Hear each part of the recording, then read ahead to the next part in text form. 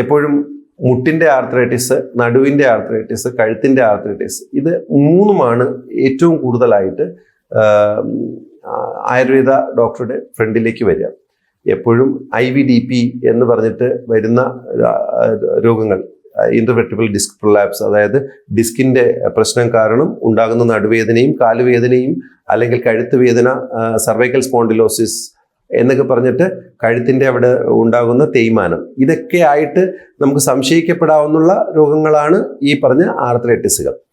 അപ്പോൾ അതിൽ നമ്മൾ വളരെയധികം ശ്രദ്ധിച്ച് ഒരു നല്ലൊരു ആയുർവേദ വൈദ്യൻ്റെ സഹായത്തോടു കൂടെ നമുക്കത് നോക്കിക്കഴിഞ്ഞു കഴിഞ്ഞാൽ അത് ആമവാദമാണോ, വാതരക്തമാണോ, സന്ധിഗതവാദമാണോ എന്ന് മനസ്സിലാക്കാൻ കഴിയും. എന്തിനു വേണ്ടിയിട്ട് ഇത് മൂന്നിനെയും കൂട്ടി പറയുന്നു എന്ന് ചോദിച്ചു കഴിഞ്ഞാൽ, ആമവാദത്തിൽ തുടക്കത്തിലായതുകൊണ്ട് ദഹനത്തിന് കുറച്ചുകൂടെ പ്രാധാന്യം കൊടുത്തുകൊണ്ട് നമ്മളൊരു ചികിത്സ ചെയ്യണം. രക്തവാദമാണെന്നുണ്ടെങ്കിൽ അത് അവിടെ പിത്തത്തിനെ കുറച്ച് ഒരു എന്താണ് പറയുക, കുറച്ചൊരു വൈഷമ്യം ഉണ്ടാവും. പിത്തം എന്ന് പറഞ്ഞു കഴിഞ്ഞാൽ ആസിഡ് അല്ലെങ്കിൽ ആൽക്കലി. ഈ ആസിഡ്, ആൽക്കലി, ഇത് രണ്ടും നമ്മുടെ ദഹനത്തിന് സഹായിക്കുന്നതാണ്. പക്ഷെ ഒരു അളവിൽ കൂടുതലായി കഴിഞ്ഞാൽ അത് ടിഷ്യൂവിൻ്റെ ഡിസ്ട്രക്ഷൻ അവിടെ ചെയ്യും.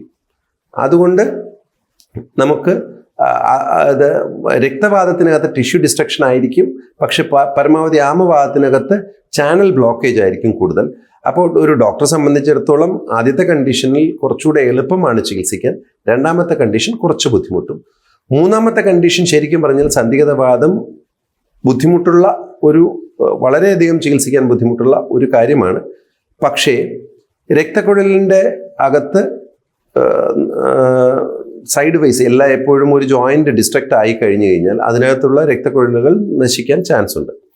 അഥവാ രക്തക്കുഴലുകൾ അടയുകയോ നശിച്ചു പോവുകയോ ചെയ്തു കഴിഞ്ഞാലും തൊട്ടടുത്ത് ചെറിയ ബൈഫർക്കേഷൻസ് ശരീരം തന്നെ ഉണ്ടാക്കി ചെറിയ ഒരു വഴികൾ കീപ്പ് ചെയ്യുമ്പോൾ രക്തം പരമാവധി അതുവഴി ഒഴുകി പോവുകയായിരിക്കും ചെയ്യുക. എന്തിനാണ് ആ രക്തത്തിൻ്റെ ഇമ്പോർട്ടൻസ് എന്ന് ചോദിച്ചു കഴിഞ്ഞാൽ, കഴിക്കുന്ന ആഹാരം ശരീരത്തിൻ്റെ ഉള്ളിൽ ജോയിൻറ്റുകൾക്കാണെങ്കിലോ അല്ല എന്നുണ്ടെങ്കിൽ അവയവങ്ങൾക്കാണെന്നുണ്ടെങ്കിലോ കൊണ്ടുപോയി സപ്ലൈ ചെയ്യുകയും അതുപോലെ തന്നെ സപ്ലൈ ചെയ്ത സാധനം ദഹിച്ചു കഴിഞ്ഞാൽ അതിനകത്തുണ്ടാകുന്ന വേസ്റ്റുകളെല്ലാം എടുത്തു കൊണ്ടുപോയി വെളിയിൽ കളയുകയും ചെയ്യുന്ന പ്രധാനമായിട്ടുള്ള പണി ചെയ്യുന്നത് രക്തമാണ്. ഇപ്പോൾ രക്തത്തിന് അത്രയും ഇമ്പോർട്ടൻസ് അവിടെ ഉണ്ട്. അപ്പോൾ ഈ രക്തത്തിനെ ചികിത്സിക്കുക എന്നുള്ളതാണ് ശരിക്കും ഒരു ആയുർവേദ ചികിത്സകന്റെ കടമ. അതിനകത്തുള്ള അഴുക്കായിട്ടുള്ള ഭക്ഷണ പദാർത്ഥങ്ങൾ, അതായത് അൺയൂട്ടിലൈസ്ഡ് ആയിട്ടുള്ള ഭക്ഷണ പദാർത്ഥങ്ങൾ നമ്മുടെ ശരീരത്തിനകത്തുണ്ടെങ്കിൽ അതിനെ എന്ത് ചെയ്യുക, ഡൈജസ്റ്റ് ചെയ്യിപ്പിച്ച് കളയുകയോ അല്ല എന്നുണ്ടെങ്കിൽ വെളിയിലേക്ക് കളയുകയോ ചെയ്യുക എന്നുള്ള പണിയാണ് സാധാരണഗതിയിൽ ആയുർവേദ ഫിസിഷ്യൻസ് ചെയ്യുന്നത്.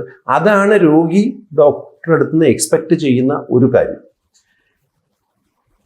എല്ലാവർക്കും പരിമിതികളുണ്ടാവും. ആ പറഞ്ഞ പരിമിതികളിൽ വളരെയധികം ഡിസ്ട്രക്റ്റ് ആയിട്ടുള്ള ഒരു ജോയിന്റിന് ചിലപ്പോൾ സേവ് ചെയ്യാൻ കഴിഞ്ഞു എന്ന് വരില്ല. പക്ഷേ പരമാവധി അഴുക്കുകളെ ശരിയാക്കിയാൽ എന്ത് ചെയ്യും, ക്ലീൻ ചെയ്ത് കഴിഞ്ഞു കഴിഞ്ഞാൽ ഈ രോഗാവസ്ഥയ്ക്ക് വളരെയധികം മാറ്റം ഉണ്ടാവും. നമ്മൾ ഉദ്ദേശിക്കുന്നതിനെക്കാട്ടിയും കൂടുതൽ ഫലം ഉണ്ടാവും. അതുപോലെ തന്നെ എപ്പോഴും വാതരക്തം എന്ന് പറഞ്ഞ ഒരു കണ്ടീഷന് ഗൗട്ടി ആർത്രൈറ്റിസുമായിട്ടാണ് സാധാരണ അതിൻ്റെ സിംറ്റവുമായിട്ടാണ് വളരെയധികം കൂടുതൽ പറയാറുള്ളത്.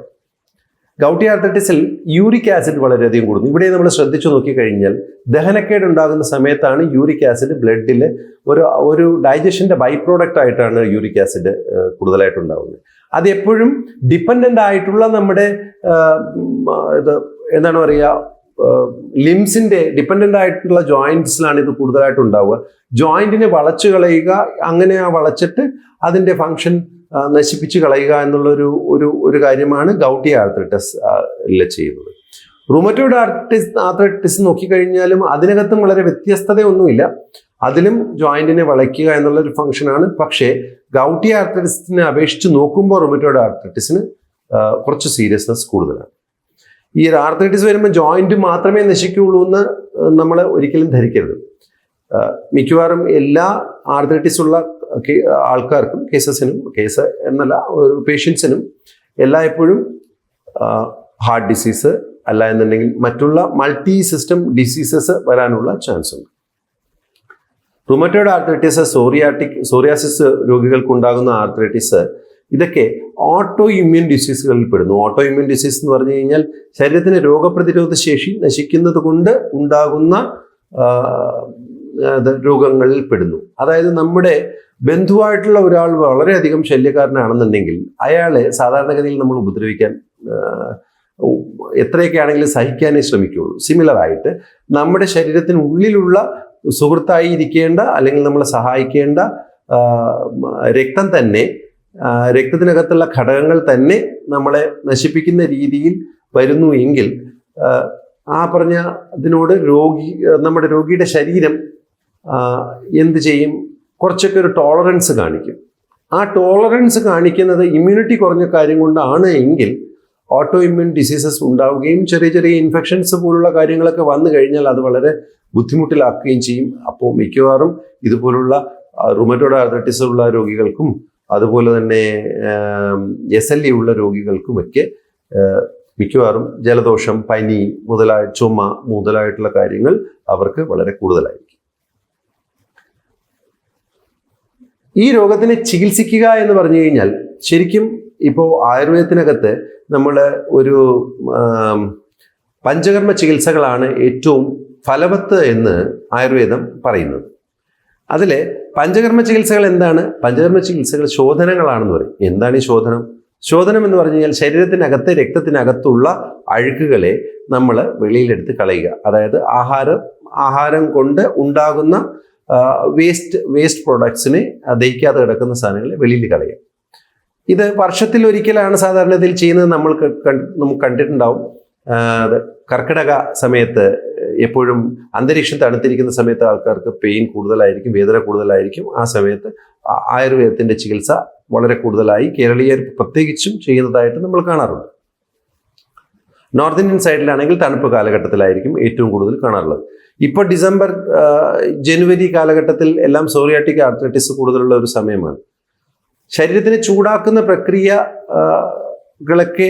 ആയിരിക്കും ആൾക്കാർക്ക് കൂടുതലായിട്ട് ഇഷ്ടം. അസുഖത്തിൻ്റെ തോത് വളരെയധികം കൂടുന്നത് എങ്ങനെയാണെന്ന് ചോദിച്ചു കഴിഞ്ഞാൽ എപ്പോഴും അഴുക്കുകൾ ശരീരത്തിനകത്ത് വളരെയധികം കൂടുതൽ ഉണ്ടെങ്കിൽ അസുഖത്തിൻ്റെ തോത് വളരെയധികം കൂടുതലായിരിക്കും. അപ്പോൾ ഈ അഴുക്കുകളെ നാം എന്ത് ചെയ്യണം?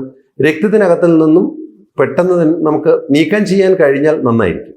അപ്പോൾ രക്തത്തിനകത്ത് നിന്ന് എങ്ങനെയാണ് നമ്മൾ ഈ പറഞ്ഞൊരു അഴുക്കുകളെ നീക്കം ചെയ്യുക? ശരിക്കും രക്തം എടുത്തു കളഞ്ഞ് നീക്കം ചെയ്യാം. ശരീരത്തിനകത്ത് 8 ലിറ്ററോളം രക്തം ഒരു ആരോഗ്യവാനായ ഒരു മനുഷ്യൻ്റെ ശരീരത്തിനകത്ത് ഉണ്ടെങ്കിൽ എത്ര കണ്ട് രക്തം എടുത്തു കളഞ്ഞു കഴിഞ്ഞിട്ട് പുതുതായിട്ട് രക്തം കയറ്റുക പ്രാക്ടിക്കലായിട്ടുള്ള ഒരു കാര്യമല്ല. അപ്പോൾ നമുക്ക് എന്ത് ചെയ്യണം? ഏതൊക്കെ മാർഗങ്ങളിലൂടെയാണോ ശരിക്കും ഒരു രോഗിയുടെ ശരീരത്തിനകത്ത് നിന്നും അഴുക്കുകൾ പുറന്തള്ളപ്പെടുന്നത്, ആ പറഞ്ഞ ഏരിയയിൽ അതിൻ്റെ പ്രവർത്തനങ്ങളെ ത്വരിതപ്പെടുത്തുക എന്നുള്ളതാണ് നമുക്ക് ചെയ്യാൻ പറ്റുന്നുള്ളൊരു കാര്യം. മലമൂത്രങ്ങൾ വിസർജിക്കുന്ന സ്ഥലത്ത് കൂടെ നമ്മൾ എന്ത് ചെയ്യണം? മലമൂത്ര വിസർജനങ്ങളെ കൂട്ടിയിട്ട് എന്ത് ചെയ്യാം? അഴുക്കുകളെ വെളിയിൽ കളയാം. അതുപോലെ തന്നെ ശരീരത്തിൻ്റെ മുകളിൽ ചൂട് കൂട്ടിയിട്ട് രക്തപ്രവാഹത്തിനെ വളരെയധികം കൂട്ടിയിട്ട് നമുക്ക് വേണമെന്നുണ്ടെങ്കിൽ വിയർപ്പുണ്ടാക്കിപ്പിച്ചിട്ട് അഴുക്കുകൾ വെളിയിൽ കളയാം. അല്ല എന്നുണ്ടെങ്കിൽ ഛർദിപ്പിക്കൽ പോലുള്ള ചികിത്സകൾ ചെയ്തുകൊണ്ട് അഴുക്കുകൾ വെളിയിൽ കളയാം. അതുപോലെ തന്നെ ആയുർവേദത്തിൽ സാധാരണഗതിയിൽ വമനം, വിരേചനം, വസ്തി, നസ്യം എന്ന് പറഞ്ഞിട്ടുള്ള 5 രീതികളിലൂടെയാണ് പഞ്ചകർമ്മങ്ങൾ എന്നുള്ള രീതിയിലാണ് നമ്മൾ എന്ത് ചെയ്യുക? ഈ അഴുക്കുകളെ വെളിയിലേക്ക് കളയുന്നത്.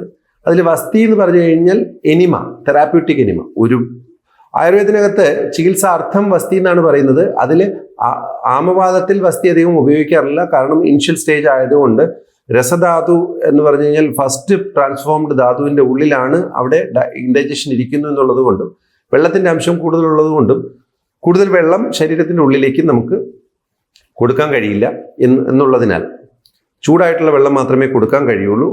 ഓറൽ റൂട്ട് ഉപയോഗിക്കുന്നതായിരിക്കും അഭികാമ്യം. ദഹനം ശരിയല്ല എന്നുണ്ടെങ്കിൽ ദഹിപ്പിച്ച് കഴിഞ്ഞതിന് ശേഷം മാത്രമേ ഭക്ഷണം പോലും കഴിക്കാൻ പാടുള്ളൂ എന്നാണ് ആയുർവേദം അനുശാസിക്കുന്നത്.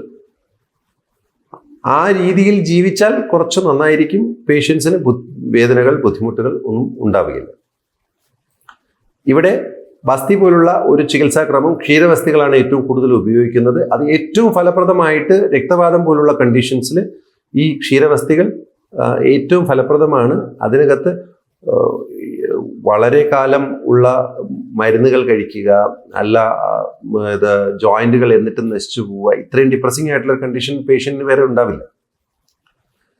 ജോയിന്റ് വളഞ്ഞു പോവുക, നമ്മുടെ ഡിസ്ഫിഗർമെന്റ് ഉണ്ടാവുക, ഇങ്ങനെയുള്ള ഒരു കണ്ടീഷൻസിനെ ഒരു കല്യാണത്തിന് ആൾക്കാർ വിളിച്ചു കഴിഞ്ഞാൽ, അല്ലെങ്കിൽ അങ്ങനെ ഒരു പ്രോഗ്രാമിന് വിളിച്ചു കഴിഞ്ഞാൽ നമുക്ക് പോകാൻ പറ്റാതിരിക്കുക, ഇങ്ങനെയൊക്കെയുള്ള ഫങ്ഷണൽ ഡിഫിക്കൽട്ടീസ് ഒക്കെ വന്നുകൊണ്ടിരിക്കുന്ന സമയത്ത് ആരാണെങ്കിലും വിഷമിച്ചു പോകും. അല്ലാന്നുണ്ടെങ്കിൽ ആരാണെങ്കിലും ആത്മഹത്യയുടെ വക്കിൽ പോലും എത്തിപ്പോകുന്ന കണ്ടീഷൻസ് ഞാൻ ഒരുപാട് കണ്ടിട്ടുണ്ട്.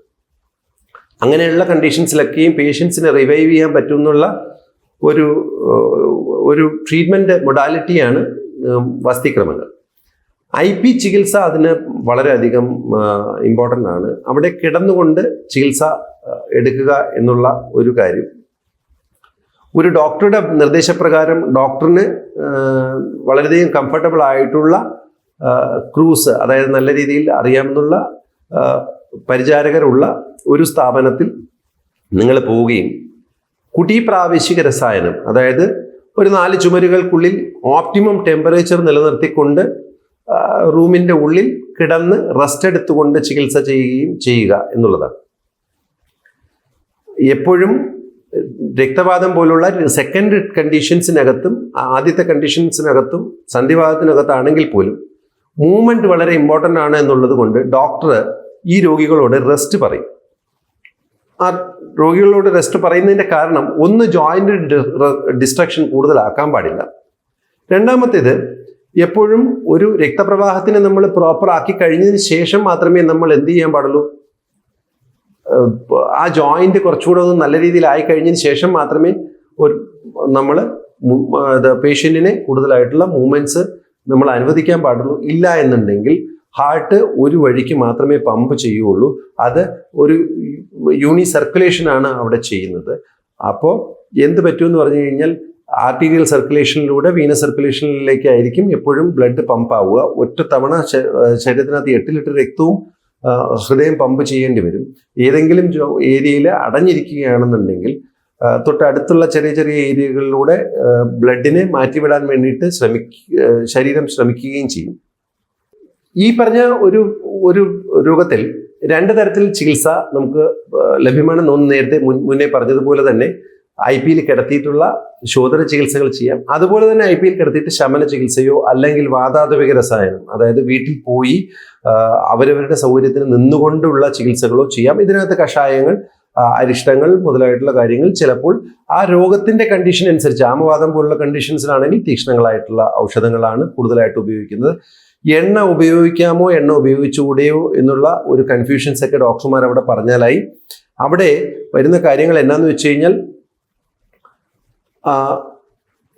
രക്തത്തിനകത്ത് ദഹനക്കേടുണ്ടെങ്കിൽ ഒരുപാട് മ്യൂസിൻ, അതായത് മ്യൂക്കോയിഡ് സെക്രീഷൻസ് ബ്ലഡിനകത്തുണ്ടാവും. ആ ബ്ലഡിനകത്തുണ്ടാകുന്ന മ്യൂക്കോയിഡ് സെക്രീഷൻസ് വിയർപ്പ് ഗ്രന്ഥികളെ അടച്ചു കളയുക എന്നുള്ളത് കൊണ്ട് കൂടുതലായിട്ടുള്ള എണ്ണമയം നമ്മുടെ ശരീരത്തിനകത്തേക്ക് ഇട്ട് കഴിഞ്ഞാൽ വിയർപ്പ് ഉണ്ടാവില്ല. അപ്പോൾ തുടക്കത്തിൽ ആമവാദം പോലുള്ള ഒരു കണ്ടീഷനകത്ത് നമുക്ക് എന്ത് ചെയ്യേണ്ടി വരും? ആമവാദം പോലുള്ള കണ്ടീഷനകത്ത് നമുക്ക് രൂക്ഷണം, അതായത് മണൽക്കിഴി, പൊടിക്കിഴി, എണ്ണയൊന്നും തൊടാത്ത രീതിയിലുള്ള ചികിത്സാക്രമങ്ങൾ ചെയ്യുകയോ അല്ലെങ്കിൽ ലേപങ്ങൾ ഇടുകയോ ചെയ്തിട്ട് വേണം നമ്മൾ എന്ത് ചെയ്യാൻ, ഈ രോഗത്തിനെ ചികിത്സിക്കാൻ വേണ്ടിയിട്ട്. സന്ധിഗതവാദത്തിലേക്ക് ഇത് ഈ പറഞ്ഞൊരു കണ്ടീഷനെ എത്തിക്കാതിരിക്കുക എന്നുള്ളതാണ്, ജോയിന്റ് കംപ്ലീറ്റ് ഡിസ്ട്രക്ഷൻ ഉണ്ടാക്കാതിരിക്കുക എന്നുള്ളതാണ് അവിടെ ഡോക്ടറുടെ കടമ. ഇതിൽ ഞാൻ നേരത്തെ പറഞ്ഞതുപോലെ തന്നെ ശോധനം, ശമനം എന്ന് പറഞ്ഞുള്ള 2 തരത്തിലുള്ള ചികിത്സയുണ്ട്. ശമനം എന്ന് പറഞ്ഞു കഴിഞ്ഞാൽ കഷായങ്ങൾ കുടിക്കുക, എണ്ണ ഇട്ടിട്ട് നമ്മൾ സ്വന്തമായി തന്നെ തിരുമുക, അങ്ങനെയുള്ള കാര്യങ്ങൾ, അല്ലെങ്കിൽ ഡോക്ടറുടെ ക്രൂസ് തന്നെ ചെയ്തു തരിക. പക്ഷെ ഒരു സീരിയസ് ആയിട്ട് ശോധനങ്ങൾ, അതായത് ക്ഷീണിപ്പിക്കുന്ന തരത്തിലുള്ള ഒരു ചികിത്സാക്രമങ്ങൾ ചെയ്യാതിരിക്കുക എന്നുള്ളതാണ്. ഇത് രോഗിക്ക് ഗുണകരമാകുന്നത് എങ്ങനെയാണെന്ന് ചോദിച്ചു കഴിഞ്ഞാൽ, ഈ ശോധന ചികിത്സകളൊക്കെ ചെയ്യുമ്പോൾ 1 വർഷം കൊണ്ട് നമ്മുടെ ശരീരത്തിനകത്ത് 8 ലിറ്റർ രക്തത്തിനകത്ത് ശരീരത്തിൻ്റെ ഏത് ഭാഗത്തുണ്ടായിരുന്നു കഴിഞ്ഞാലും അടിഞ്ഞുകൂടുന്ന വേസ്റ്റുകളെ, അതായത് വേസ്റ്റ് മെറ്റീരിയൽസിനെ, മലത്തിലൂടെ പോകാനുള്ളത് മൂത്രത്തിലൂടെ പോകാനുള്ള വേസ്റ്റ് മെറ്റീരിയൽസ് അക്യുമുലേറ്റഡ് ആണെങ്കിൽ അതിനെ എന്ത് ചെയ്യുക, വെളിയിലേക്ക് എടുത്ത് കളയുക എന്നുള്ള ഒരു പണി ഈ ഡോക്ടർമാരെ കൊണ്ട് അല്ലെങ്കിൽ ഈ പറഞ്ഞ ചികിത്സാ രീതികൾ കൊണ്ട് ചെയ്യിച്ചു കഴിഞ്ഞു കഴിഞ്ഞാൽ എപ്പോഴും ഒരു ഫ്രഷ് സ്റ്റാർട്ടിന് അവിടെ ചാൻസ് ഉണ്ട്. അത് ഒരുപാട് പെയിനിന് കുറയ്ക്കുന്നതായിരിക്കും. പിന്നെ ശരീരത്തിനൊന്ന് റീതിങ്ക് ചെയ്ത് ഒരു പുതിയൊരു ഉണർവോടുകൂടെ തന്നെ എന്ത് ചെയ്യാൻ പറ്റും, വർക്ക് ചെയ്യാൻ കഴിയും. അതുപോലെ ടിഷ്യൂ ഡിസ്ട്രക്ഷൻസിന് ഒരുപാട് കുറയ്ക്കാനും കഴിയും. അതുപോലെ തന്നെ ദുശ്ശീലങ്ങള്, പിന്നെ ഡോക്ടർമാർ പറയുന്ന പഥ്യം. എന്താണ് ഈ പഥ്യം? പതിഹിതം പഥ്യം, അതായത് ചാനലിന് നല്ലത് ആണ് പഥ്യം. അപ്പോൾ ശരിക്കും ദഹിക്കാത്ത ഒരു ഭക്ഷണം കഴിച്ചാൽ നമ്മുടെ രക്തക്കൊഴലുകൾക്കകത്ത് അത് അടഞ്ഞിരിക്കുമെങ്കിൽ രക്തത്തിന് മുന്നോട്ട് പോകാൻ കഴിയില്ല. സപ്ലൈ ചെയിനോ അല്ല എന്നുണ്ടെങ്കിൽ ഒരു അഴുക്കിനെ മാറ്റുകയോ ഒന്നും ചെയ്യാൻ കഴിയുന്നില്ല, രക്തത്തിന് അങ്ങോട്ട് പോകാൻ കഴിയുന്നില്ല എങ്കിൽ കട്ടിയുള്ള ഒരു ആഹാരം ദഹിക്കാത്ത സമയത്ത് കഴിക്കുന്നത് അപഥ്യമാണ്.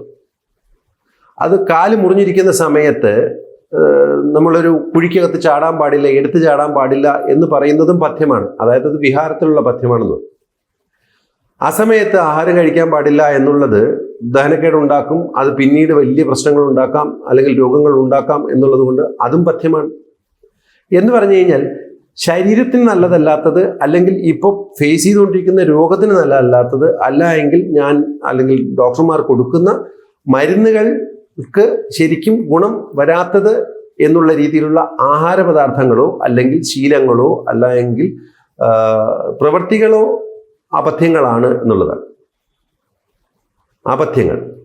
പിന്നെ പഥ്യം എന്താണ്? പഥ്യം എന്ന് പറഞ്ഞാൽ ഈ രോഗങ്ങൾക്ക് സപ്പോർട്ടീവായിട്ട്, ഫോർ എക്സാമ്പിൾ നമുക്ക് നല്ല ജലദോഷം വരുന്ന സമയത്ത് കുറച്ച് ചൂടുവെള്ളം കുടിക്കുന്നത് നമുക്കൊരു ഭയങ്കര ആശ്വാസകരമായിരിക്കും.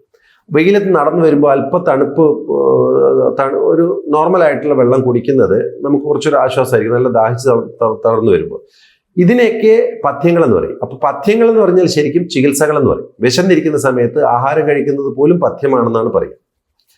അപ്പം രോഗത്തിനനുസരിച്ചും ഔഷധത്തിനനുസരിച്ചും നിങ്ങൾ ശീലങ്ങളെ മാറ്റുക എന്നുള്ളതാണ് പഥ്യം. അത് ഡോക്ടർ പറയുന്നത് അനുസരിച്ചാൽ മാത്രമേ ആ രോഗത്തിന് ഗുണം ഉണ്ടാവുകയുള്ളൂ. അപ്പോൾ ഡോക്ടർ അതിനെ സൂചിപ്പിക്കുന്നതിനനുസരിച്ച് നിങ്ങൾ ശീലിക്കാൻ വേണ്ടിയിട്ട് ഇതുപോലുള്ള ബുദ്ധിമുട്ടുള്ളവർ ശ്രദ്ധിക്കുന്നത് നന്നായിരിക്കും. പിന്നെ ദുശ്ശീലം എന്ന് പറഞ്ഞാൽ സാധാരണഗതിയിൽ ഒരു പുകവലിയോ മദ്യപാനമോ ഒക്കെ ആയിരിക്കും ഒരു ദുശ്ശീലം എന്നുള്ള രീതിയിൽ നമ്മൾ കാണുന്നത്. ഈ പറഞ്ഞ ജോയിന്റ് ഡിസോർഡറുകളിൽ ദുശ്ശീലം എന്ന് പറഞ്ഞാൽ അവിടെ ഒരു ഫാക്ച്വലാണ്. അതിനകത്ത് എങ്ങനെയാണെന്ന് വെച്ച് കഴിഞ്ഞാൽ ജോയിന്റ് ഡിസോർഡറുകളിൽ ആഹാരം അമിതമായി കഴിക്കുന്നതിന് എപ്പോഴും ആരും ദുശ്ശീലമായിട്ട് കണക്കാക്കാറില്ല. ആഹാരം അമിതമായിട്ട് കഴിക്കുന്നത്, തോന്നിയ സമയത്തിന് കഴിക്കുന്നതൊക്കെ ദുശ്ശീലങ്ങളാണ്.